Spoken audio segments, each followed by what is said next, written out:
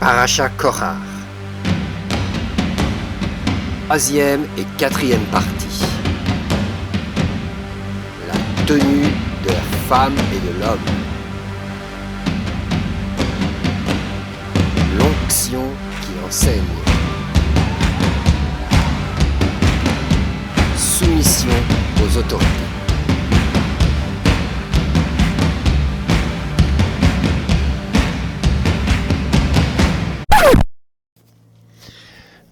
Voilà. Bon, et bien alors donc c'est la quatrième partie ma foi, hein. Quatrième partie. Donc dans la troisième partie j'ai évoqué le principe de la rébellion. Qu'est-ce que c'est être rebelle? Bien sûr dans le contexte biblique, hein, dans le contexte de la foi, hein. Donc c'est rebelle contre la loi de Moïse, hein. Voilà, c'est ça, hein. Et comme dans la paracha de la semaine, là, la paracha Korach, dans Nombre chapitre 16, hein, Korach ou Corée, hein, dites comme vous voulez, hein, lui son argument c'est c'en est assez, car toute l'assemblée, tous sont saints et l'Éternel est au milieu d'eux, pourquoi vous élevez-vous au-dessus de l'assemblée de l'Éternel? Et là il s'adresse à Aaron et à Moïse et à Aaron. En fait, il remet en question l'autorité que Dieu a établie. Et donc, c'est un esprit de rébellion, et c'est pour ça qu'il s'appelle Korach, qui veut dire chauve, dans le contexte où, voilà, il est sans Torah. Il est sans Torah, en fait. Il est rebelle. Hein. Les sans Torah sont rebelles, en fait. Hein. Ils ne connaissent pas la loi de l'Éternel. Et donc, alors j'imagine bien que certains chrétiens diront que ça, c'est l'Ancien Testament. Dans le Nouveau Testament, il n'est plus question de ça. Ben, bien sûr que si, parce que déjà, il y a l'Ancien Testament, il n'est pas ancien, parce que la parole de Dieu est éternelle. Donc, c'est pas ancien.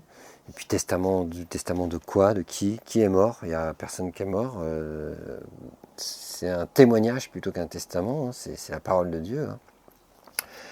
Et le Nouveau Testament, bah, il y a quoi à nouveau?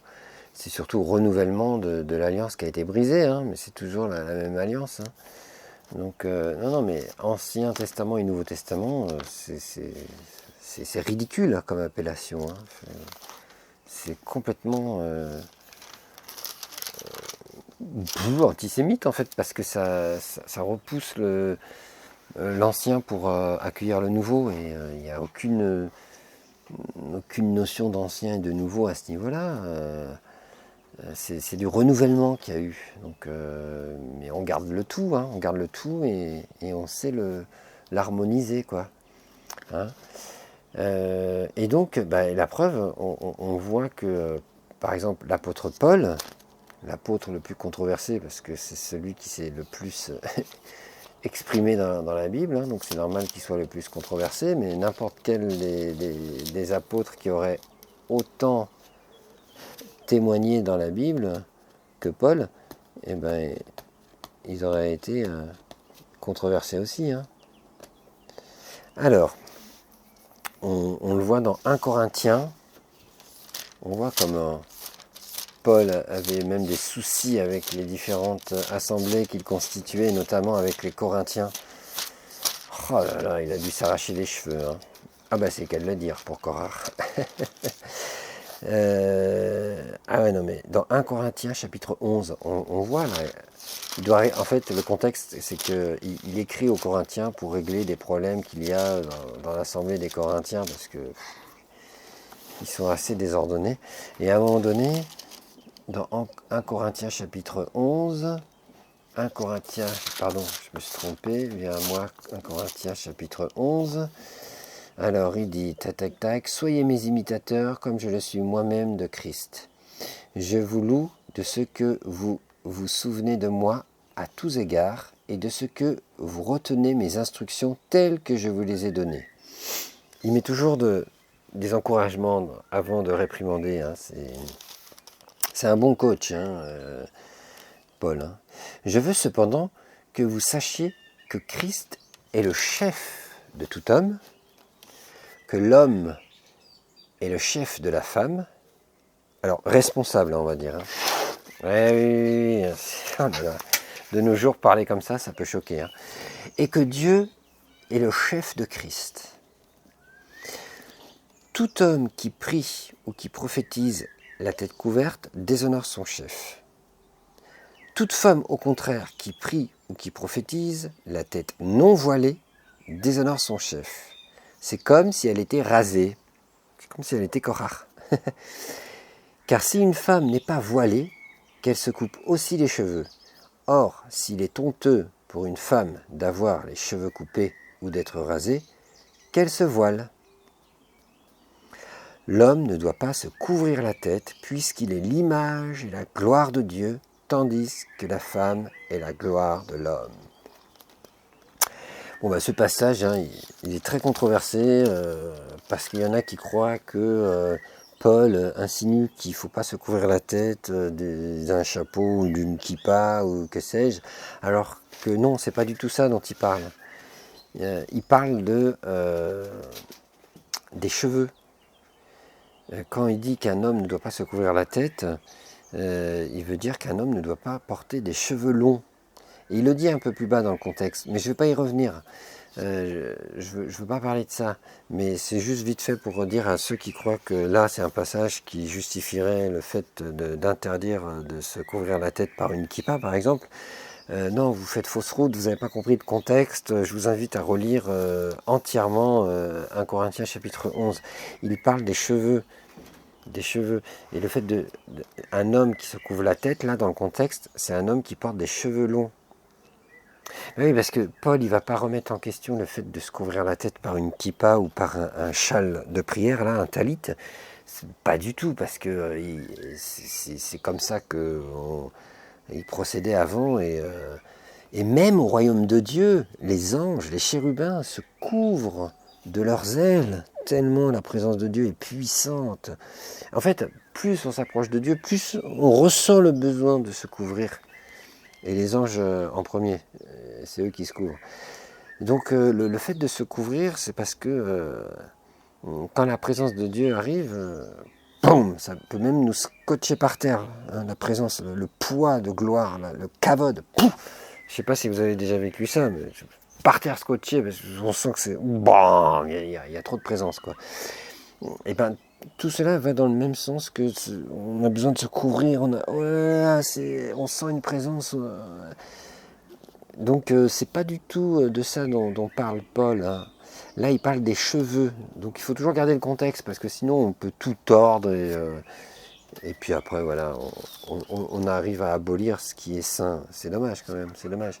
Donc couvrez-vous la tête, il n'y a pas de problème. Mais n'ayez pas des cheveux longs. Alors long, c'est quand c'est vraiment long. Hein. Si ça arrive au niveau des épaules, ça va encore. Hein. Mais long, c'est quand ça arrive à la moitié du dos et jusqu'au rein. Bon, tout ça, là, c'est réservé aux femmes. C'est réservé aux femmes. Mais c'était une petite parenthèse que je voulais faire. Il faudrait revoir tout le contexte pour bien approfondir. Mais c'est pas ça que je voulais parler. Mais c'est quand même important de comprendre que les cheveux ont une importance devant Dieu. La femme est appelée à avoir une certaine longueur de cheveux, comme l'homme est appelé à avoir une certaine longueur de cheveux. Voilà, c'est comme ça, parce que c'est l'enseignement de Dieu. Mais tout ça, il faut prendre le temps de l'étudier. Pour ceux qui entendent ce que je dis pour la première fois, ils peuvent se dire, dis donc, c'est un Dieu bizarre, mais c'est un Dieu d'ordre et de paix. Et tout va bien quand on prend le temps d'étudier, on comprend mieux. Parce que tout ça, c'est aussi ce sont des lois spirituelles. Hein. Ce sont des lois spirituelles. Et d'ailleurs, au verset 10, Paul dit bien, c'est pourquoi la femme, à cause des anges, des malachim, doit avoir sur la tête une marque de l'autorité dont elle dépend. C'est énorme quand même. À cause des anges, hein, c'est même pas à cause des hommes, des religieux. Hein. Non, c'est à cause du royaume de Dieu. C'est extraordinaire, hein. Mais bon, il faut prendre le temps d'étudier tout ça plus en détail. Mais c'est vraiment pour montrer que la parole de Dieu, elle est très, très, très spirituelle, à commencer par le moindre petit cheveu. C'est extraordinaire. Et c'est pour ça aussi que Yeshua dit qu'il n'y a pas un seul de nos cheveux qui ne sera pas compté, hein. Tout est compté, hein. Ouais. Et puis après, bon, pour mieux comprendre ce qu'il dit, il faut approfondir. Mais c'est pas le sujet, là, c'est pas le sujet. C'est pas le sujet. Là, je veux juste revenir au principe que on voit bien que une femme qui est chauve, c'est un sujet d'opprobre. Donc toutes les femmes là, qui se rasent volontairement, c'est encore pire qu'un homme qui se rase volontairement, hein. Alors je sais que de nos jours, c'est même une mode. Bah oui, mais c'est le monde qui court à sa perdition, hein, donc on peut comprendre, hein. C'est comme ça. Mais une femme qui veut avancer avec le Seigneur, avec l'Éternel, elle doit garder ses cheveux. Il ne faut pas qu'elle les rase. Il ne faut pas non plus qu'elle les coupe trop courts, parce que la femme est appelée à être une femme et non pas un homme. Et c'est pour ça d'ailleurs dans la Torah de vérité, dans Deutéronome chapitre 22, on va aller le voir, Deutéronome chapitre 22, c'est excellent, verset 5, Deutéronome 22, verset 5, une femme ne portera point un habillement d'homme, et un homme ne mettra point des vêtements de femme. Car quiconque fait ces choses est en abomination à l'Éternel, ton Dieu. Ah oui, on est vite en abomination à l'Éternel, hein, quand on commence à étudier sa parole et qu'on on est soumis au courant de ce monde, on s'aperçoit que ça n'a rien à voir, hein. Alors, encore une fois, hein, je ne condamne personne, aucune femme qui a les cheveux courts et qui s'habille en homme, hein. Non, moi je condamne pas, hein. Oh là, attention, hein. Ah non, mais j'en connais, hein, qui ont les cheveux courts et qui s'habillent en homme, hein. Ben, je leur dis rien. Je leur dis rien parce que déjà, il y en a qui sont pas croyants. Donc, voilà, hein. Et ils sont trop loin de la Torah. Après, ceux qui sont croyants, ben, on reconnaît l'arbre à son fruit, hein. Il y a des croyants qui sont loin de l'Éternel encore. Ils croient juste, c'est déjà ça, hein. Mais ils n'ont pas pris le temps d'étudier, ils n'ont pas pris le temps de connaître l'Éternel. Donc du coup, voilà, c'est une croyance, c'est un peu une superstition, quoi, hein. Donc bon, bah là non plus, hein, c'est pas trop la peine de titiller sur tout ça. Par contre, ceux qui posent des questions, moi j'y réponds, hein, quel que soit leur niveau, parce que ça veut dire qu'ils sont curieux, ils ont envie de savoir. Mais voilà, et puis ceux qui sont censés montrer la voie de la sainteté, eux, il faut les avertir quand même. Il faut les avertir parce que ils entraînent dans leur sillage beaucoup de brebis. Et si eux-mêmes ils font n'importe quoi, alors tous ceux qui vont les suivre vont faire n'importe quoi. Et bah, d'ailleurs, c'est la conséquence de beaucoup d'églises aujourd'hui, hein. Ils font n'importe quoi là, hein. Là, ce que je dis, pour eux, ils s'en moquent, hein, parce qu'ils se moquent de l'Éternel, en fait. Ce que je le rappelle, hein, c'est pas mon enseignement que je donne là. Là, j'essaye de transmettre l'enseignement de l'Éternel. Je le fais à mon niveau, comme je peux. Voilà, que le Seigneur fasse grâce et qu'il agisse par son esprit. Parce que de moi-même, voilà, je peux pas faire grand-chose que de partager. Mais c'est par son esprit qu'on peut vraiment comprendre son enseignement, hein. C'est l'onction de Dieu, l'Esprit de Dieu qui nous enseigne, hein. C'est ni moi ni quiconque, hein. C'est Dieu qui enseigne au travers de notre recherche de la vérité. Et alors il va utiliser tel frère, telle sœur, telle personne, telle chose, tel événement, Dieu parle tantôt d'une manière, tantôt d'une autre, mais c'est son esprit qui nous enseigne, qui nous communique la vérité. Et, et la vérité, ben, elle est dans sa parole là que je lis, quoi. Donc toutes les femmes qui veulent marcher dans la sainteté avec l'Éternel, ne vous rasez pas la tête, n'ayez pas les cheveux courts, laissez-les pousser, euh, ne vous habillez pas en homme, habillez-vous en femme, euh, couvrez-vous la tête, non pas religieusement, mais en ayant étudié et en ayant compris ce que veut dire se couvrir la tête, parce que c'est pas forcément mettre un foulard qui vous cache complètement. Non, non, c'est pas ça. Euh, vous pouvez le faire si vous avez la conviction, mais c'est sûr que c'est important d'avoir une marque sur votre tête qui indique que vous appartenez à une autorité. Alors ça, c'est pour les femmes mariées. C'est un signe qui montre que cette femme est mariée. Donc les célibataires, encore, c'est encore différent. C'est encore différent. Mais au moment de la prière, vous pouvez vous couvrir la tête, oui. Oui, comme l'enseigne Paul, là aussi. Donc voilà, il y a des subtilités, il faut prendre le temps d'étudier ça, donc il faut y aller petit à petit, hein, petit à petit. Hein. Ce sont des prescriptions de sainteté, donc faut y aller mollo, tranquillement, doucement, mais sûrement, et faites les choses petit à petit. Si c'est trop cru là, ce que je viens de dire, restez dans la condition actuelle, c'est pas grave, mettez ça en prière et Dieu va vous conduire tout doucement. Il faut surtout pas brusquer les choses parce que il faut prendre son temps. Il faut prendre son temps. Mais déjà, savoir ça, c'est bien. C'est bien. Donc, je vous ai donné les références. Vous voyez bien que c'est pas moi qui invente. Hein. De moi-même, moi, je demande rien à personne. Hein. Voilà. Donc, moi, je partage la parole de l'Éternel. Hein. C'est pas ma parole. Hein. Et je la partage en plus. Donc, voilà. C'est mon interprétation. Ça peut être contre-argumenté. Moi, je suis prêt à étudier les contre-arguments parce que je peux aussi me tromper. Hein. Je ne dis pas que je détiens la vérité, mais j'étudie la vérité et j'en fais part comme je peux.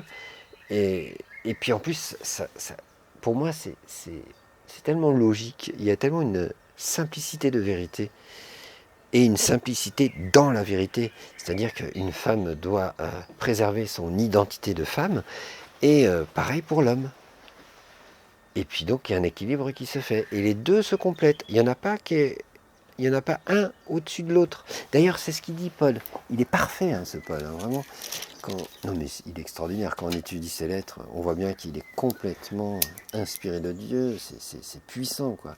Parce qu'une fois qu'il a donné certains critères, il rajoute, toutefois, dans le Seigneur, la femme n'est point sans l'homme, ni l'homme sans la femme. Car, de même que la femme a été tirée de l'homme, de même l'homme existe par la femme. Et tout vient de Dieu. Donc il est en train de mettre l'homme et la femme sur un pied d'égalité en montrant que l'un dépend de l'autre d'une façon ou d'une autre, on se complète et il n'y en a pas un au-dessus de l'autre, mais chacun a sa place. Et alors quand chacun a sa place, on respecte l'autorité que l'autre a reçue de Dieu. Et alors, c'est là où on vit le Erad, parce qu'on connaît notre véritable identité, donc notre véritable place, et c'est au travers de l'étude de la Torah, là. Par exemple, une femme, voilà, elle sait ce qu'elle doit faire, là, en ayant étudié ce que j'ai lu, là. Voilà, elle a la feuille de route, elle n'a plus qu'à faire ça. Et qu'est-ce qui se passe spirituellement? Eh bien, elle attire la faveur de Dieu, donc la haine des hommes, ça arrive, hein. C'est pour ça que d'ailleurs la Torah a été donnée sur le mont Sinaï, Sinaï qui veut dire haine, parce que les nations auront une certaine haine contre le peuple de Dieu, parce que la Torah est trop sainte. Donc les pécheurs n'en voudront pas. Et donc voilà. Et donc il faut s'attendre hein, un peu à être rejeté des pécheurs quand on cherche à étudier, à pratiquer, à découvrir la sainteté, dès qu'on commence à mettre en pratique la saine doctrine, s'il y en a qui nous rejettent, je ne dirais pas que c'est bon signe, mais c'est un signe qui confirme que on est haï à cause de la vérité. Bon, après il y a un choix à faire, hein. Mais voilà, et rien qu'au niveau des vêtements et au niveau de la chevelure, c'est extraordinaire. Ça veut dire que on a la possibilité, grâce aux vêtements et aux cheveux, d'obéir à l'Éternel et de sanctifier son nom. Bien sûr, à condition de ne pas être dans l'orgueil, dans le jugement. Non, juste dans l'obéissance à l'Éternel. Et alors Dieu fait une œuvre en nous et autour de nous. Parce que ça a toujours un impact. Mais c'est extraordinaire, hein, c'est extraordinaire de comprendre ça.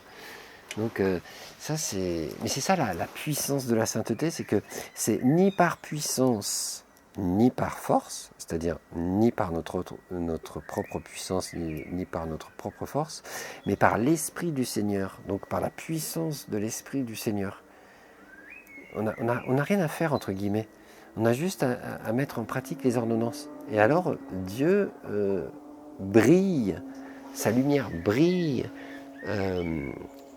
Le commandement est une lumière, en fait. Hein. Nous, on est la lampe, on est la bougie. Et quand on met en pratique, la flamme se met à éclairer, à chauffer et à éclairer tout autour d'elle. Et c'est ce qu'on peut faire au travers de l'observation des différentes mitzvot. Et la rébellion de Korach, justement, c'est de vouloir annuler ces ordonnances en volant la place de ceux qui ont été choisis par Dieu pour ensuite pervertir ces ordonnances. Et c'est ce qu'a fait la chrétienté. Constantin, il a voulu remplacer le peuple juif avec le peuple chrétien. Et c'est pour ça que... c'est pour ça qu'on en est là où on en est actuellement, quoi. La division entre chrétiens et juifs, alors que normalement, il n'y a pas à avoir de chrétiens, il y a juste à avoir un seul peuple, et pas un peuple 100% juif, mais un peuple constitué de juifs et des nations. Et ça fait l'Israël de Dieu. Et tout cela en Yeshua, qui n'abolit aucunement la parole de Dieu, la Torah, mais qui l'accomplit, c'est-à-dire qui nous permet de la mettre en pratique, et chacun à son niveau, bien sûr. Hein, bien sûr. Donc voilà, et là en fait, Paul, quand il s'adresse aux Corinthiens, concernant la longueur des cheveux et tout ça, là, il enseigne la Torah. Il n'invente rien en fait, mais il adapte la Torah aux Corinthiens. Et donc ça fait les lettres de Paul. Ça fait les lettres de Paul. C'est quand même assez intéressant. Hein. Et bien sûr, il révèle le Messie au travers de tout cela.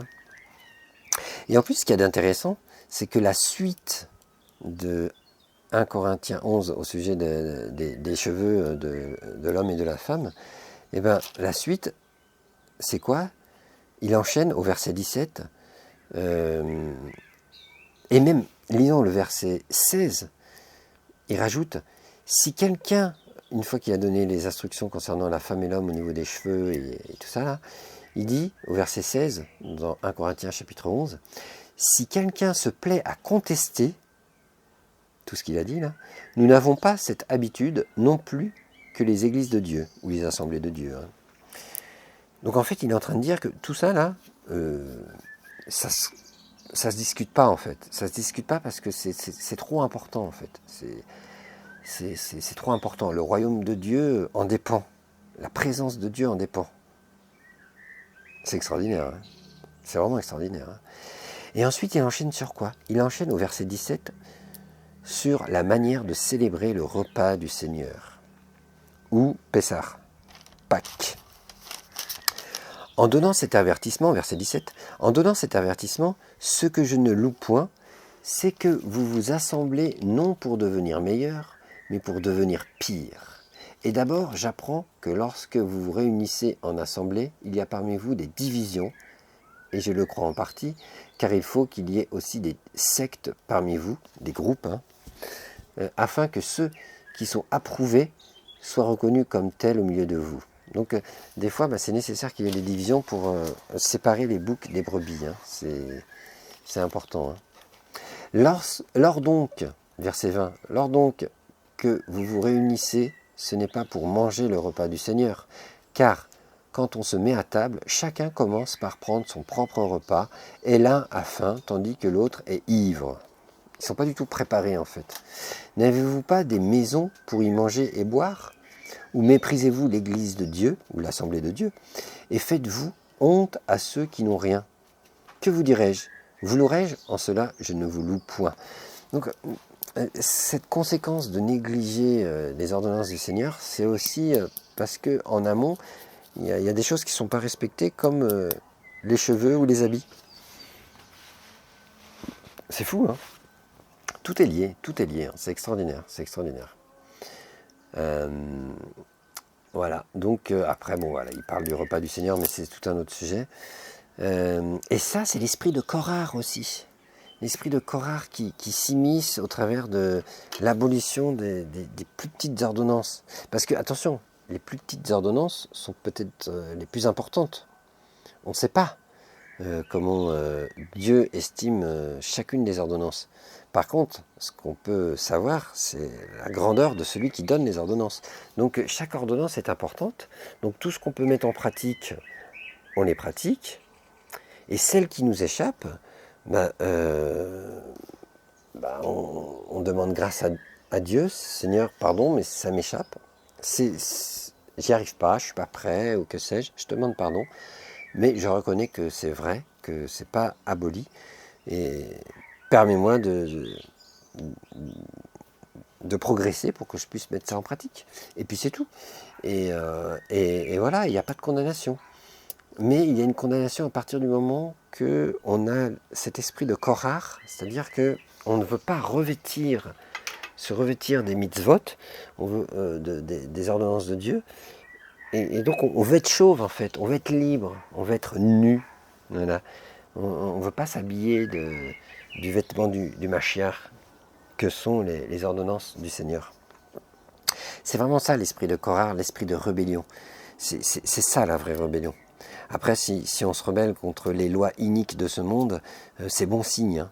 D'ailleurs, c'est Martin Luther King qui a dit qu'il est juste de se rebeller contre les lois injustes. Ouais. Donc voilà, c'est une bonne citation, je la dis comme ça de mémoire, et ça rejoint complètement la Bible et les apôtres, quand ils annoncent l'évangile et que les chefs religieux leur interdisent d'annoncer l'évangile, ils répondent par juger s'il est juste d'obéir à Dieu plutôt qu'aux hommes. Ça c'est dans Actes 5, 29 et aussi dans Actes 4, 19. Une insistance. 2 fois c'est répété. Donc ça veut dire qu'il faut savoir se rebeller contre l'injustice autant que c'est nécessaire. Sinon, bien sûr, faut éviter. Mais parfois, ça concerne la vie, parfois ça concerne le message de l'évangile. Il faut savoir se rebeller contre l'injustice, bien sûr.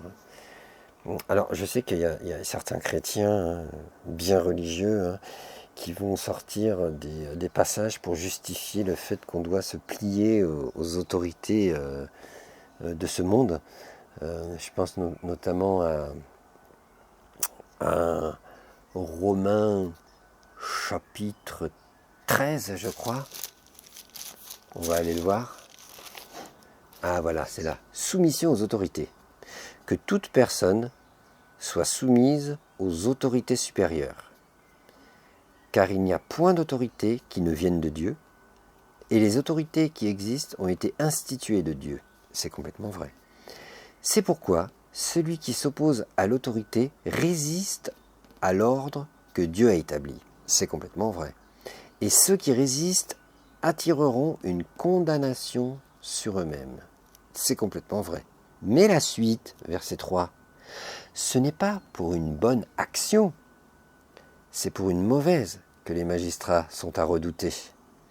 Veux-tu ne pas craindre l'autorité? Fais le bien et tu auras son approbation. Fais le bien, ça veut dire communique la vie. Et en général, quand la loi est juste, la loi du monde, de ce monde, on n'a pas à craindre les autorités, il faut s'y soumettre, parce que Dieu permet cette loi, et elle a été instituée de lui, parce qu'on sait qu'elle est bonne. Mais lorsque la loi de ce monde se pervertit, et qu'elle devient injuste, lorsque des lois iniques se légalisent, là, on n'est plus dans le contexte du verset 3, quand Paul dit « Ce n'est pas pour une bonne action, c'est pour une mauvaise que les magistrats sont à redouter. » Quand on s'oppose à des choses qui ne vont pas, qui ne cautionnent pas la loi de l'Éternel, parce qu'elles sont iniques, elles sont injustes et elles attirent la mort, il faut s'y opposer. Et du coup, on ne s'oppose pas à une bonne action. Parce que là, il dit, ce n'est pas pour une bonne action, c'est pour une mauvaise que les magistrats sont à redouter. Donc, si nous, on fait le bien et que la loi du monde nous dit de faire le mal, normalement, les magistrats doivent être de notre côté. Mais si on se rebelle contre le mal, les magistrats devraient nous suivre. Maintenant, si eux aussi sont corrompus, on peut les redouter, mais pas à cause de notre bonne action. On les redoute parce qu'ils sont mauvais, c'est tout. Donc en fait, il faut se soumettre aux autorités de ce monde, mais tant qu'elles sont correctes. Parce que sinon, dans ce cas-là, on aurait dû se soumettre au plus grand dictateur. Ah non.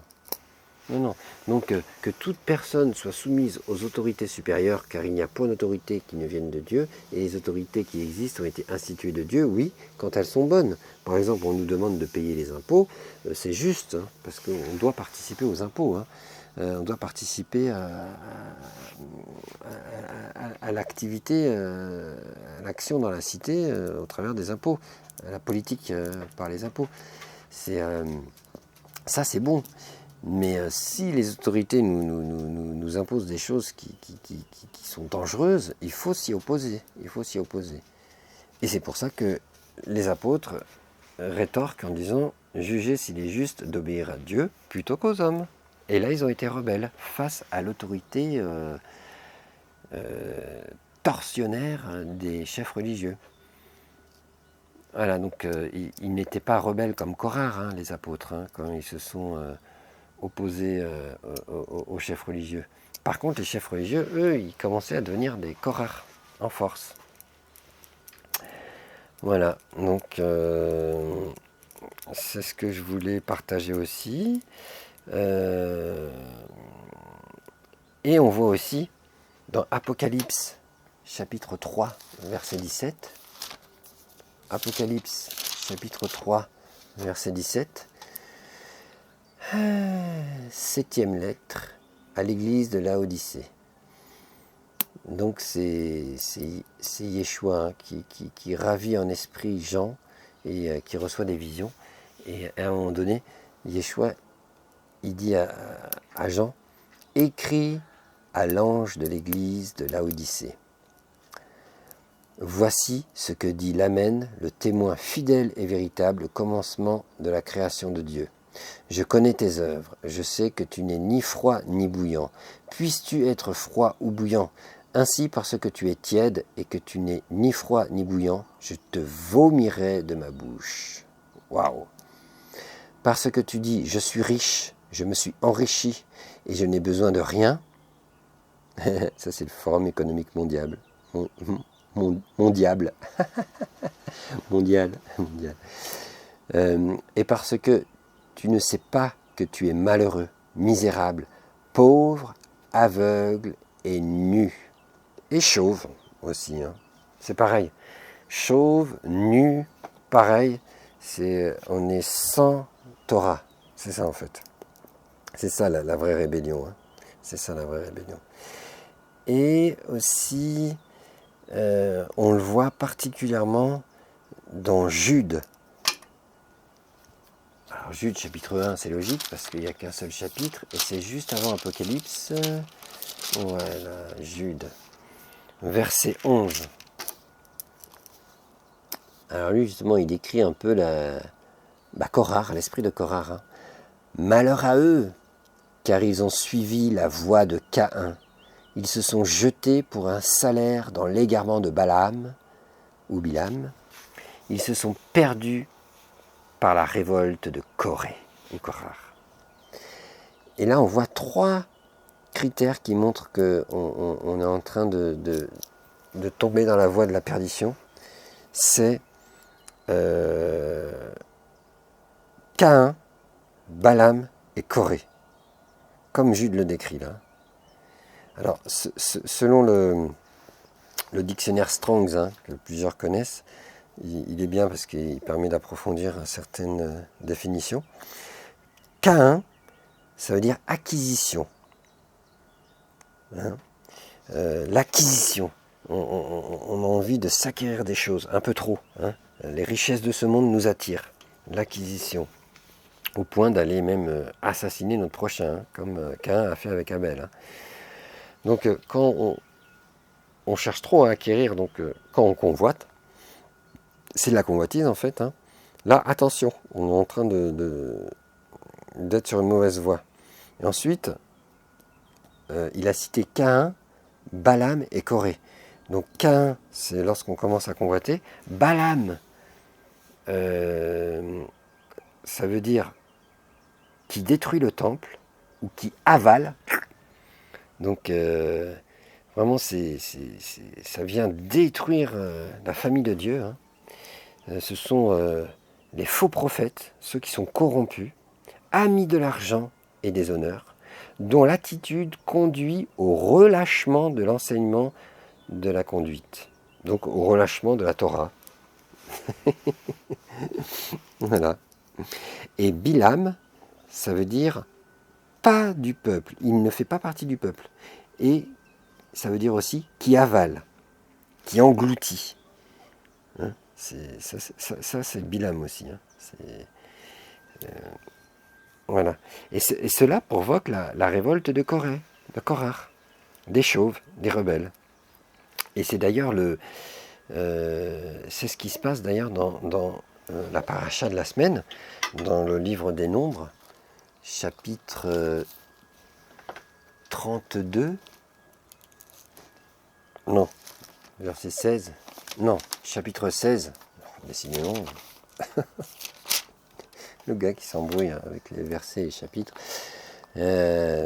Donc, chapitre 16, verset 32. Et là, on voit ce qui se passe. Le jugement de l'Éternel par rapport à la révolte de Korah.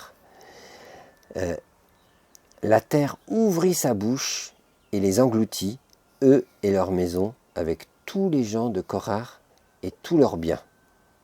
Voilà.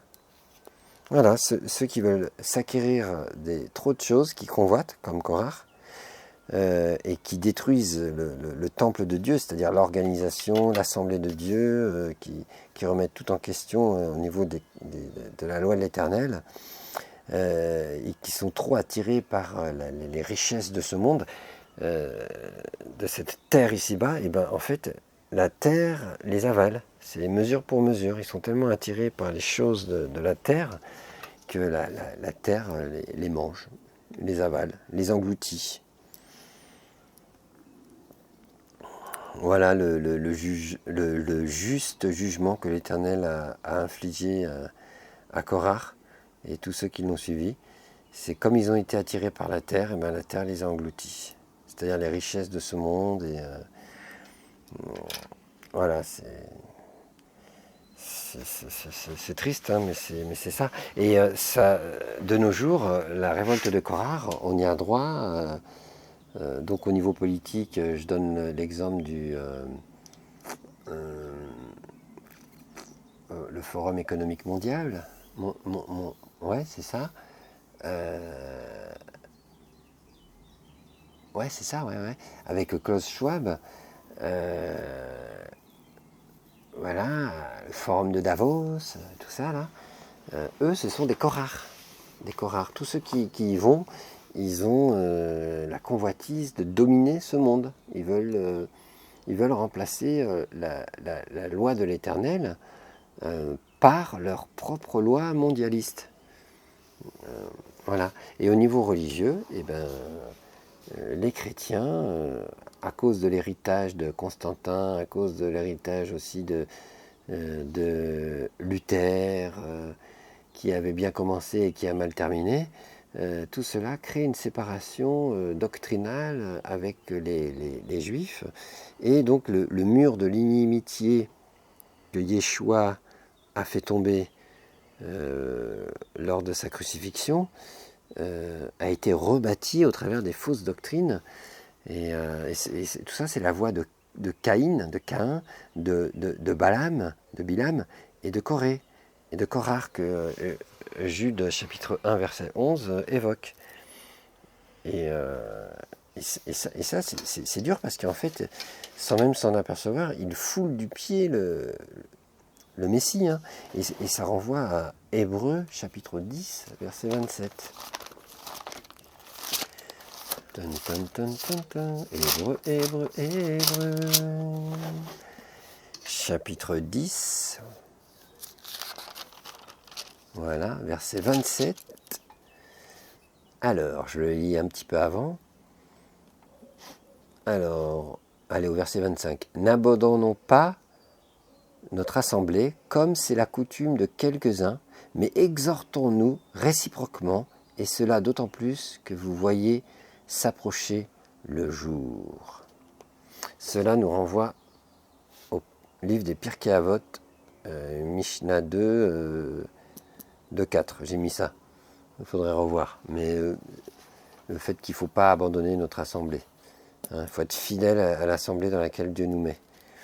À condition, bien sûr, que cette assemblée n'abolisse pas la loi de l'Éternel.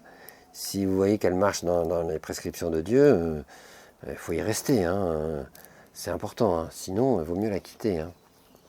Ah oui, parce que à la fin de ce même chapitre, Paul il dit aussi nous ne sommes pas de ceux qui se retirent pour se perdre, mais de ceux qui ont la foi pour sauver leur âme. Ça veut dire que parfois il faut savoir se retirer pour sauver notre âme, parce que si notre assemblée est dans l'apostasie, il faut fuir l'idolâtrie.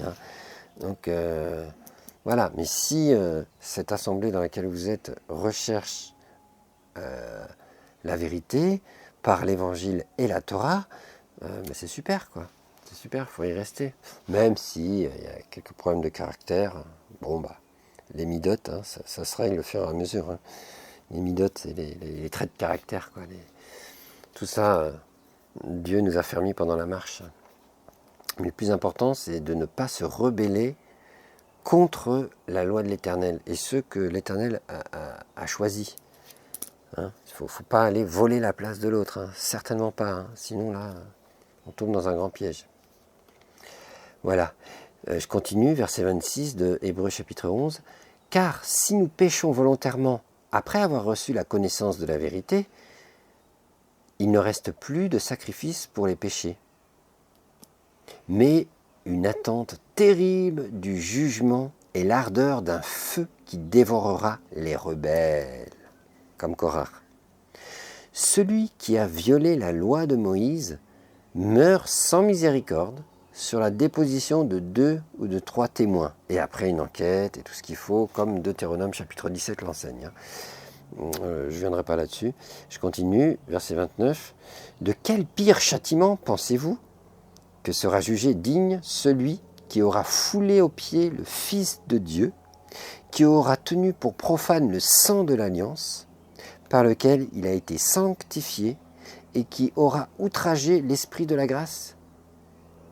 Car nous connaissons celui qui a dit « À moi la vengeance, à moi la rétribution ». Et encore, le Seigneur jugera son peuple. C'est une chose terrible que de tomber entre les mains du Dieu vivant. Et donc l'évangile, c'est à double tranchant. Il y a la grâce, mais attention, si on profane cette grâce, si on foule du pied le Fils de Dieu, alors, comme le dit Paul, le châtiment qui nous est réservé sera pire que celui selon la loi de Moïse. Hein, il dit, hein, celui qui a violé la loi de Moïse meurt sans miséricorde sur la déposition de 2 ou de 3 témoins. De quel pire châtiment pensez-vous que sera jugé digne celui qui aura foulé aux pieds le Fils de Dieu, qui aura tenu pour profane le sang de l'Alliance? Donc, si on foule le sang de l'Alliance, donc le sang de l'Alliance qui contient la loi de Moïse, hein, mais avec la révélation du Messie, on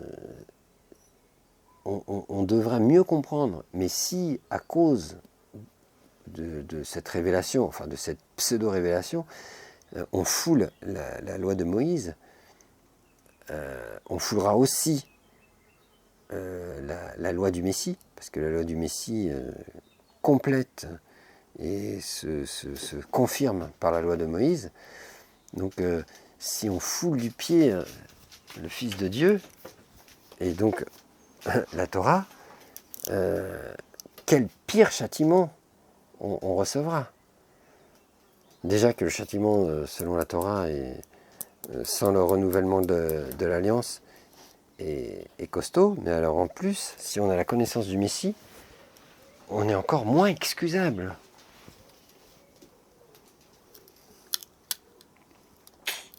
Dis donc. Eh ouais. Donc voilà, c'est vraiment... des fois, on est des corares en puissance sans même s'en apercevoir. Hein. Mais quand on étudie de plus près, on s'aperçoit que, waouh, il ne faut certainement pas renier ne serait-ce qu'une seule mitzvah, ordonnance. Même si on ne la pratique pas parce qu'on n'a pas le niveau, mais on ne doit pas dire qu'on n'a pas à la prendre en compte. Bien sûr que si, bien sûr que si. Mais voilà, on n'a pas le niveau. Il faut le reconnaître. Moi, je le reconnais. Hein. La loi de l'Éternel est parfaite. Elle restaure mon âme, et mon arme aussi, enfin, c'est-à-dire l'épée de l'esprit. Je pars au combat par la parole de Dieu. Et justement, au travers de la loi de l'Éternel, mon intelligence est restaurée, est renouvelée. Mais c'est pas pour autant que je vais tout comprendre, parce que ça m'échappe. Moi, il y a plein d'ordonnances, je les lis, j'arrive pas à les mettre en pratique parce que je sens que j'ai pas le niveau, c'est tout. Hein. Mais un jour, je comprendrai mieux, et c'est pour ça que je continue à étudier. Et c'est comme ça aussi qu'on vit cette mort à la chair, au Yetzirah. La mort à la chair, c'est une façon de traduire la mort au Yetzirah, pour le Yetziratov. Hein. Yetzer, c'est créer quelque chose. Donc la création du Yetzirah, c'est le mauvais penchant, les mauvaises pensées, tout ce que notre imagination peut créer à cause de l'influence satanique.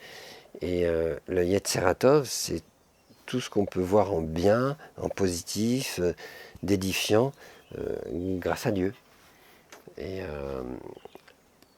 c'est ça notre combat, mourir à nous-mêmes pour faire vivre Christ, le Messie, en nous, c'est-à-dire pratiquer les ordonnances de Dieu. Et si on en méprise une, ça veut dire qu'on va mépriser une partie du Seigneur. Ça, c'est pas bon. Non, ce qu'on ignore, ce qu'on ne comprend pas du Seigneur, il ne faut pas le mépriser. Il faut juste reconnaître que ça nous échappe. Et on ne tombe pas sous le jugement de la rébellion. Par contre, le fait de dire que quelque chose est aboli, que quelque chose n'est plus à observer de la loi de l'Éternel, c'est un esprit de Korah qui est en nous. Et beaucoup d'assemblées ont l'esprit de Korah. Et c'est pour ça que j'encourage à fuir les assemblées chrétiennes qui abolissent la loi de l'Éternel. Hein. Voilà. Bon, ah oui, et aussi une chose très importante qu'on retrouve dans Romains chapitre 2, verset... Alors, Romains chapitre 2, hop. Ça, c'est très important parce que comprendre ça, c'est bien, mais il ne faut pas tomber dans le piège des disputes. Si quelqu'un est sensible, si quelqu'un prête une oreille à ce genre de message, on peut partager. Mais si quelqu'un est fermé, il ne faut pas insister. Parce que sinon, on tombe dans le piège des esprits de dispute. Dans Romains, chapitre 2, verset 8. Là, on le voit bien. Là. Voilà. L'irritation et la colère à ceux qui, par esprit de dispute, sont rebelles à la vérité et obéissent à l'injustice. Tous ceux-là là, qui ne sont pas d'accord avec la loi de l'Éternel, au début, il faut tâtonner. Hein. Est-ce qu'ils sont sensibles à la vérité? Est-ce qu'ils ont une oreille qui peut écouter? Dans ce cas-là, il faut parler, quoi. Mais si ils sont rebelles à la vérité et qu'ils obéissent à l'injustice, il ne faut certainement pas vouloir parler de tout ça, parce qu'il va avoir automatiquement un esprit de dispute, de querelle. Et c'est seulement par orgueil qu'on excite les querelles, qu'on entretient les querelles. Donc notre orgueil, notre Yetzer Hara, sera éveillé, et alors on combattra avec notre propre force, et non pas par la grâce de Dieu. Donc il ne faut pas chercher les disputes à ce sujet. Et je parle en connaissance de cause, hein, parce qu'au début, quand j'ai découvert que la loi de l'Éternel est à observer dans son entièreté, j'ai eu le droit aux foudres chrétiennes, pastorales et compagnie. Et j'ai tenu tête, et j'aurais pas dû tenir tête. J'ai fait mon erreur. Alors j'ai demandé pardon par la suite et tout ça. J'ai essayé de réparer comme j'ai pu, mais j'ai commis cette erreur. Et l'esprit de dispute arrive quand on essaye de convaincre un rebelle à la loi de l'Éternel. S'il est rebelle, il n'y a pas grand-chose à faire. Hein. Mais c'est bien de tâtonner au début, parce qu'on ne sait pas si la personne est rebelle ou est-ce qu'elle est juste victime d'un enseignement rebelle. Et si cette personne n'est pas rebelle, elle entendra la voix du bon berger et elle pourra s'en détourner. Donc voilà, Romains 2,8 nous enseigne à ne pas tomber dans les esprits de dispute. Hein. Donc ça c'est très très très important. Hein. Là tout ce que je partage, je le mets en audio sur... et je le partage, parce que je sais que ce genre de message, si j'avais un contradicteur en face de moi, il me couperait sans cesse la parole, je ne pourrais pas m'exprimer et je ne pourrais pas dire tout ce que je peux dire là. Parce que il y aurait trop d'opposition. Donc c'est aussi pourquoi je fais les partages, c'est parce qu'au moins là on ne va pas me couper la parole, je peux dire jusqu'au bout ce que j'ai à dire. Et je ne veux pas être confronté à des esprits de dispute, parce que je suis trop souvent tombé dans ce piège. Donc j'ai compris qu'il faut vraiment éviter les esprits de dispute. Ceux qui ne veulent pas et qui sont rebelles à la vérité et qui obéissent à l'injustice, il faut les repérer pour ne pas aller vers eux. Voilà, ça ne sert à rien de vouloir convaincre quelqu'un qui ne veut pas, qui est rebelle. Non. Hein. C'est l'Éternel qui s'en occupera. C'est l'Éternel qui s'en occupera. Voilà. Donc donc n'oublions pas aussi que si on cherche la faveur des hommes, on appartiendra à la révolte de Korach, d'une manière ou d'une autre. Donc ne cherchons pas la faveur des hommes, cherchons la faveur de l'Éternel, et alors il y aura la faveur des hommes bons, des hommes justes, normalement. Hein. Si on mène bien la barque, normalement c'est comme ça que ça se passe. Hein. Voilà. Et je tiens à terminer sur une note positive, comme dans Éphésiens chapitre 6. Et après je crois que j'aurais tout dit, hein, quasiment. Hein. Éphésiens chapitre 6, verset 6. Mais je vais lire verset 5. Donc c'est Paul qui exhorte les différents disciples du Messie selon leurs conditions dans lesquelles ils sont. Hein. Il y en a qui sont soumis à des maîtres dans la chair, hein, à des maîtres humains, hein, les serviteurs, tout ça. C'est normal, hein, comme de nos jours, Il y en a qui obéissent à un patron. Tout ça, Dieu permet aussi. Hein. Alors il dit, serviteurs, obéissez à vos maîtres selon la chair, les maîtres qui sont humains, avec crainte et tremblement dans la simplicité de votre cœur, comme à Christ. Non pas seulement sous leurs yeux, comme pour plaire aux hommes, mais comme des serviteurs du Messie qui font de bon cœur la volonté de Dieu. Et Dieu nous demande d'honorer nos maîtres, nos patrons, nos supérieurs. Il faut les honorer. Hein. Il faut les honorer, sans pour autant annuler la parole de Dieu. Hein, c'est le juste équilibre. Hein, c'est... voilà. Honorer sans déshonorer Dieu. Hein. Honorer nos supérieurs humains, hein, nos responsables et tout ça, les patrons et tout ça, en hiérarchie, sans annuler la Torah. Hein. Et c'est possible. Hein. Donc, servez-les avec empressement, comme servant le Seigneur et non des hommes, sachant que chacun, soit esclave, soit libre, recevra du Seigneur selon ce qu'il aura fait de bien. De bien selon la Torah. Bien sûr. Hein. Bien sûr. Hein. Et normalement, ça correspond aux bonnes lois de ce monde, au bon règlement intérieur d'une entreprise, normalement, si tout est correct. Hein. La loi est bonne, hein, si on en fait un usage légitime. C'est vraiment important. Voilà. Et donc, pour apporter une fin heureuse à ces partages-là que je viens de faire, je pense à Malachie, le prophète Malachi, la conclusion de Malachi d'ailleurs, c'est lui qui termine la parole des prophètes, là, selon l'ordre chronologique de la Bible.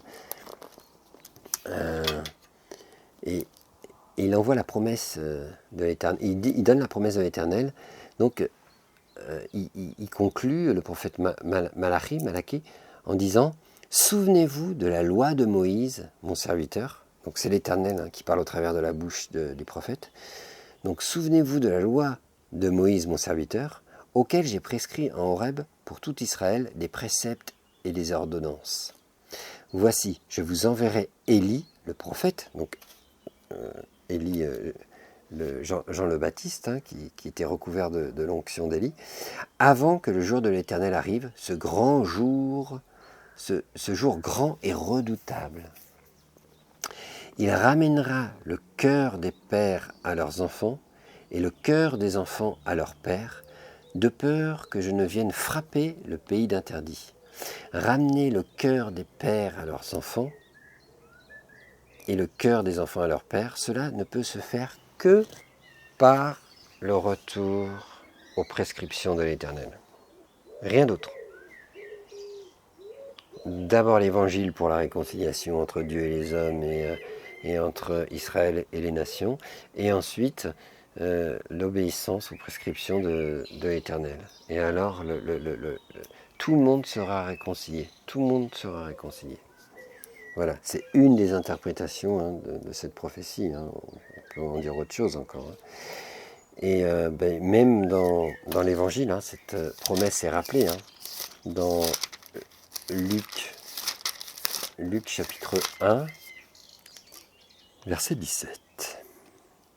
Luc chapitre 1, verset 17. Il marche... Alors donc c'est qui? C'est Siméon, je crois. Hein. C'est une prophétie. Hein. Ouais. Oui. Bon, bref. En tout cas, la prophétie, elle est là. Il marchera devant Dieu avec l'esprit et la puissance d'Élie. Ouais, c'est au sujet de Jean le Baptiste. Pour ramener les cœurs des pères, ouais, c'est ça, vers les enfants et les rebelles à la sagesse des justes, afin de préparer au Seigneur un peuple bien disposé. Donc on a aussi ce genre de ministère, hein, d'appel, de mission, de réconcilier,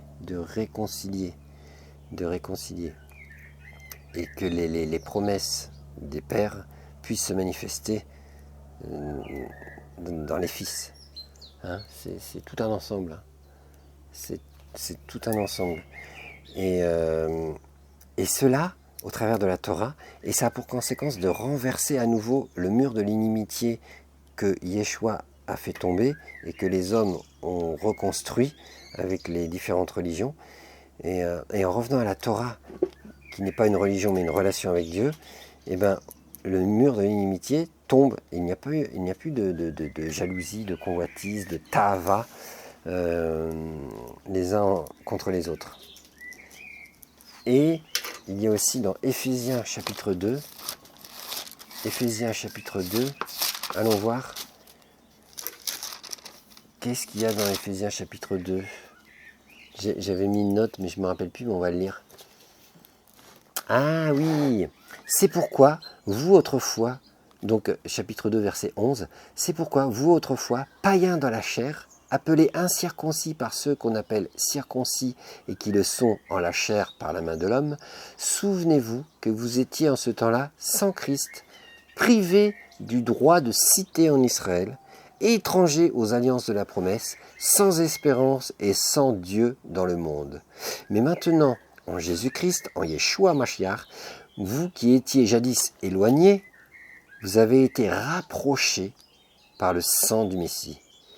Car il est notre paix, lui qui des deux n'en a fait qu'un et qui a renversé le mur de séparation, l'inimitié, ayant anéanti par sa chair la loi des ordonnances dans ses prescriptions, afin de créer en lui-même avec les deux un seul homme nouveau, en établissant la paix et de les réconcilier l'un et l'autre en un seul corps avec Dieu par la croix, en détruisant par elle l'inimitié.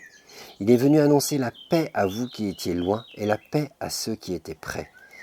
Car par lui, nous avons les uns et les autres accès auprès du Père dans un même esprit.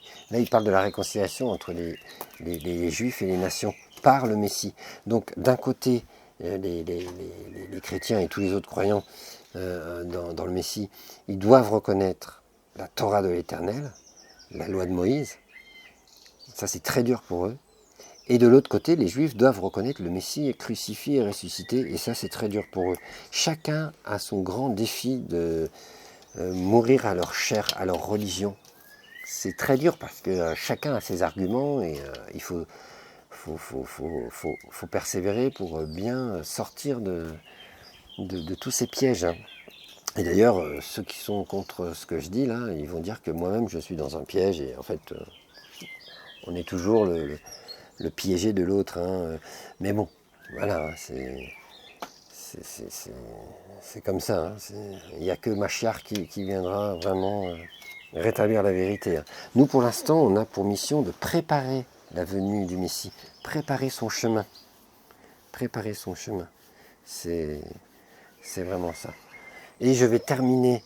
Ah oui, et aussi, il y a un passage qui pourrait être troublant dans ce que je viens de lire, quand, dans Éphésiens chapitre 2, verset 15, quand Paul dit « ayant anéanti par sa chair la loi des ordonnances dans ses prescriptions ». On pourrait penser qu'il est en train d'anéantir dans sa chair les ordonnances de Dieu. Non, non, non, non. C'est les ordonnances qui nous accusent. C'est le dossier d'accusation du Satan qui nous accuse selon les ordonnances du Seigneur qu'on aurait transgressées. Donc c'est le dossier d'accusation, ça, il a été cloué à la croix. Hein, c'est pas la Torah qui a été clouée à la croix, hein. Ce sont nos péchés, toutes nos accusations, toutes les accusations qui étaient contre nous. Voilà ce qui est écrit là dans Éphésiens chapitre 2. Tout ça, ça a été anéanti. Ben oui, parce que à la croix, on ne va pas clouer la Torah, c'est n'importe quoi. Ce sont les péchés qui sont cloués à la croix. Ah bah oui, parce que sinon, on se rebelle, hein, on appartient à Korah. Voilà. Et c'est ce que malheureusement beaucoup de croyants chrétiens ont compris, que c'était la Torah, la loi de l'Éternel qui a été clouée. Non, non, non, pas du tout, pas du tout. Hein. Pas du tout. Mais bon, ça fera un autre sujet parce que sinon ça va faire trop long. Et je vais m'arrêter là. Et je termine juste avec Colossiens chapitre 3. Pourquoi Colossiens? Bonne question. c'est une note que j'ai prise, attends, on va voir, ça va me rafraîchir la mémoire. Verset 5. Ah oui, pour parvenir à marcher dans la Torah, eh bien, Colossiens chapitre 3, verset 5. Faites donc mourir les membres qui sont sur la terre, l'impudicité, l'impureté, les passions, les mauvais désirs et la cupidité qui est une idolâtrie.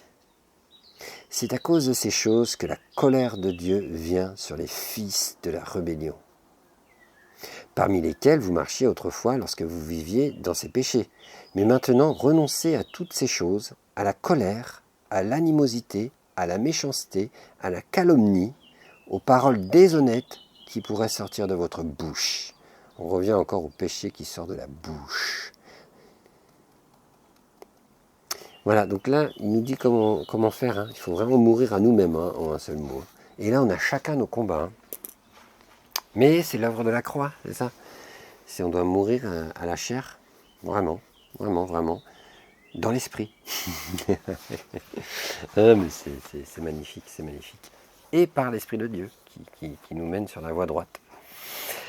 Bon ben voilà, hein, c'était le partage que je voulais communiquer avec la paracha Korach. Je suis content, je crois que j'ai fait le tour. Hein. Bon, il y aura encore d'autres choses à dire, mais je pense que voilà, c'est très bien. J'ai fait en tout 4 parties, c'est ça? Et ben voilà, c'est bien, c'est bien. Et s'il y a des questions, des arguments, que sais-je, merci de les faire savoir,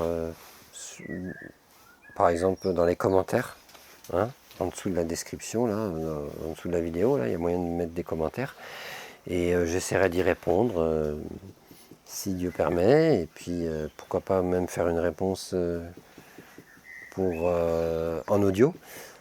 Bon, on verra comment ça va se passer.